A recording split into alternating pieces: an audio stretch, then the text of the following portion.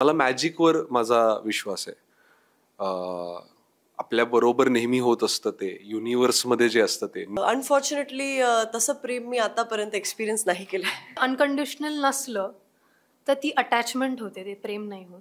The moment you start expecting something it is going to be destroyed. अशा पद्धतीने वागायचंयस तिथे then you are not one way. तिघांकडून जाणून म्हणजे तिघांची प्रेमाची वेगवेगळी व्याख्या काय आहे. सुरुवात आपण ललितपासून याचं वेगळं रील बनवू आपण. मला वाटतं प्रेम म्हणजे त्याची व्याख्या, मला कुठल्याही गोष्टीची खरं तर व्याख्या करायला नाही आवडत. व्याख्या केली की आपण त्याला चौकटीत मांडतो आणि मग त्याला लिमिटेशन्स येतात. पण ती एक अशी मॅजिकल गोष्ट आहे. मला मॅजिकवर माझा विश्वास आहे. आपल्या बरोबर नेहमी होत असतं ते युनिव्हर्समध्ये जे असतं ते निसर्गात जे आहे ते हे सगळं मॅजिकच आहे. त्याच्यामुळे एकमेकांबद्दल जे वाटणं आहे ते पण मॅजिकच आहे. काहीतरी त्याला आपण कुठल्या कारणात कुठल्या तरी रूल बुक मधून आपण काहीतरी एक्सप्लेन नाही करू शकत आहोत. तर मे बी त्या धर्तीवरच मला वाटतं प्रेम आहे, त्याच लाईनीवर प्रेम आहे. मॅजिक. फॉर मी व्याख्या प्रेमाची व्याख्या इज सेल्फलेसनेस. जे कोणासाठी I would like to do more than what I could do for myself. And unfortunately तसं प्रेम मी आतापर्यंत एक्सपिरियन्स नाही केलं except for my family and my parents and my pets. आणि कधी कधी मला असं वाटतं की ते इनोसन्स जे असतं ना ते it's up until certain age. If you cross it you probably don't have it in you, that naivety. But through cinema, I think I'm trying to keep it alive in me. प्रेमाची व्याख्या actually काही नाहीच आहे, कारण प्रेमाचे वेगवेगळे forms असतात आणि ते नात्यांमधनं ते प्रेम निर्माण होतं.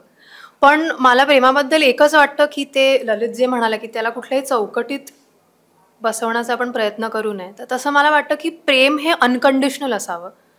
कारण जर का ते अनकंडिशनल नसलं तर ती अटॅचमेंट होते, ते प्रेम नाही होत. आणि कुठल्याही नात्यात, प्रेमाच्या नात्यात आपण त्या व्यक्तीला आपल्याकडे जे आहे ते आपलं सर्वस्व आपल्याला देता आलं पाहिजे. आपण रिसीव्ह करण्यापेक्षाही आपल्याला त्या व्यक्तीला देता आलं पाहिजे, तर ते प्रेम उभरतं असं मला वाटतं. प्रेम इन वन वे ट्रॅफिक. म्हणजे तुम्हाला ते फक्त करावं लागतं आणि ते द्यावं लागतं. ते तुमच्याकडे जेव्हा येतं ना तेव्हा समोरचा माणूस पण ते देतच असतो. प्रेम is always one way traffic. तुम्ही जर त्या वन वे लेन मध्ये स्वतःला झोकून दिलं नाहीत ना तर ते तुम्हाला परत कधीच मिळणार नाही. आणि जे तुम्हाला मिळतंय ना ते त्या समोरच्या व्यक्तीकडनं पण वन वे ट्रॅफिकच आहे. The moment you start expecting something it is going to be destroyed. याच लाईनवर नाही, याच लाईनवर माझा एक मित्र आहे, तो बोलला होता. त्याचं म्हणणं आहे, तो म्हणाला की एकतर्फी तेच प्रेम आहे. म्हणाला जे दोन्ही बाजूने असेल तो म्हणला तो व्यवहार आहे. म्हणजे एकतर्फी तर तिकडूनही एकतर्फी जे सर म्हणतात ते की एकतर्फी असेल तर. सो एक्सपेक्टेशन्स म्हणजे just to complete what you are saying, जोपर्यंत मी कम्प्लिटली झोकून सगळं देतोय आणि समोरचा व्यक्ती पण मला कम्प्लिटली झोकून सगळं देतोय, एकमेकांना सगळं मिळतच आहे ना. त्याच्या व्यतिरिक्त जर मी अजून काही एक्सपेक्ट करायला लागलो ना, किंवा मग मी हे एक्सपेक्ट करायला लागलो ना की नाही आता ना तू ना अशा पद्धतीने वागायला हवी होतीस की अशा पद्धतीने वागायचंयस, तिथे then you are not one way. मग ते तिथे सगळं डिस्ट्रॉय व्हायला लागतं. सो माझ्या कोणत्याही नरेटिव्हमध्ये म्हणजे फ्रँकली स्पीकिंग प्रॅक्टिकल आयुष्यात हे इम्प्लिमेंट करणं कठीण आहे. पण कोणत्याही नरेटिव्हमध्ये जर तुम्ही बघितलं ना तर it has always been one way traffic from everybody's perspective.